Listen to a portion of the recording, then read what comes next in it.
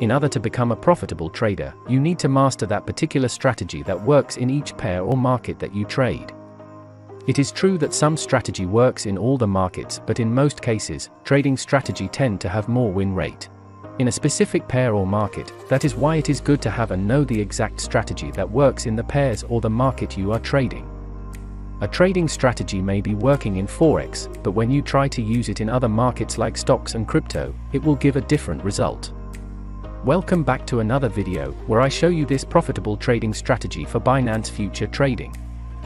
Just before we start, let me remind you that if you like this type of content and you want to see more, give this video a thumbs up below. I really do appreciate it. And if you haven't already, be sure to click on that red subscribe button and turn on the notifications so you get notified when a new video pops up. With that said, let's jump right into it. With this strategy, you can make around 5 to 6 trades per day, and this strategy has the potential to turn $100 into $71,000 in 1 month. It involves using 2 different indicators and a 10x leverage.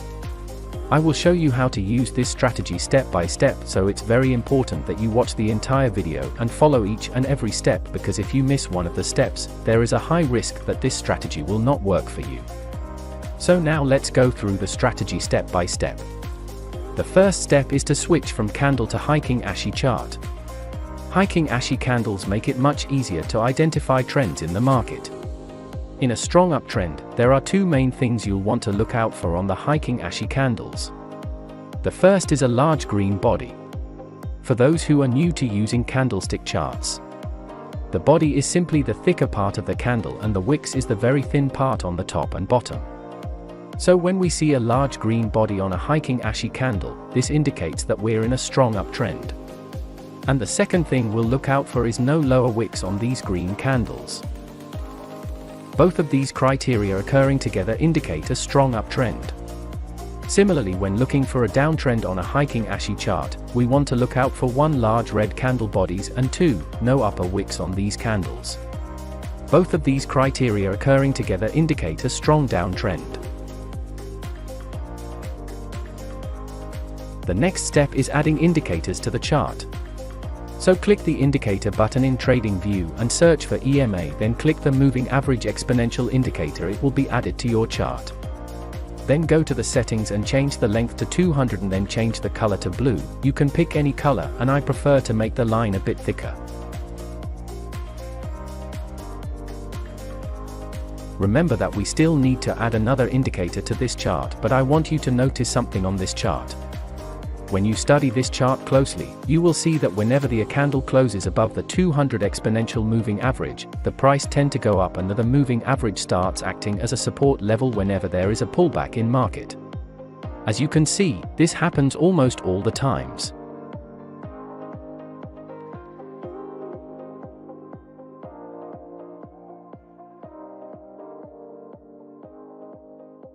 The same thing applies to when a candle closes below the 200 exponential moving average.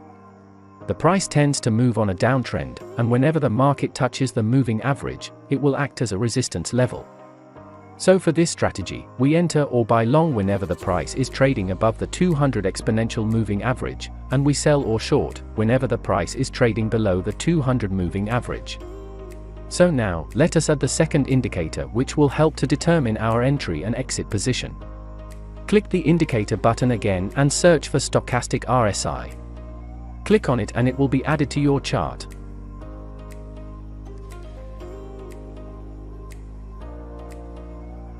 The Stochastic RSI is a technical analysis indicator used to identify market trends. It is often used to identify potential entry and exit points as well as price reversals. There's a few quick changes I'm going to make to this indicator. So let's do that now.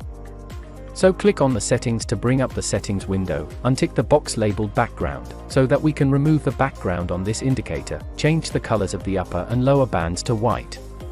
And then click on the icon next to the color and change it to a dotted line. Leave the upper band at a value of 80 and the lower band at a value of 20. Finally, we're going to increase the thickness of the %K and %D line, so that they are easier to see on the chart. For their inputs, we'll be leaving them at the default values of 14, 3 and 3. If you followed along, then your stochastic indicator should look something like this.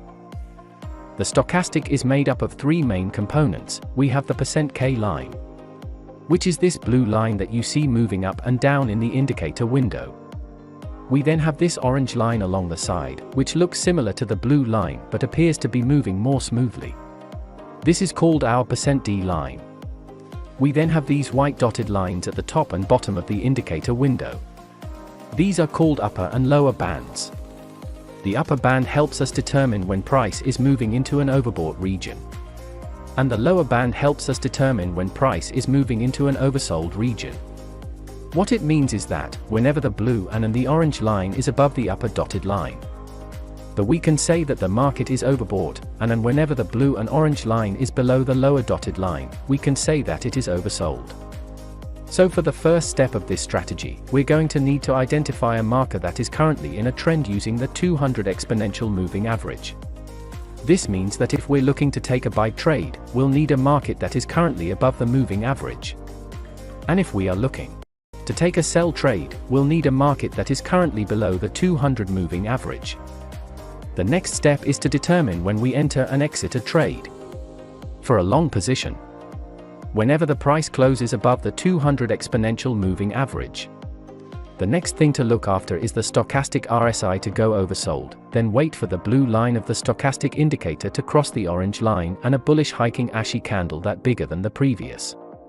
Enter your trade and take profit at 3% and stop loss at 1.5%, and as you can see, this trade is a win-win.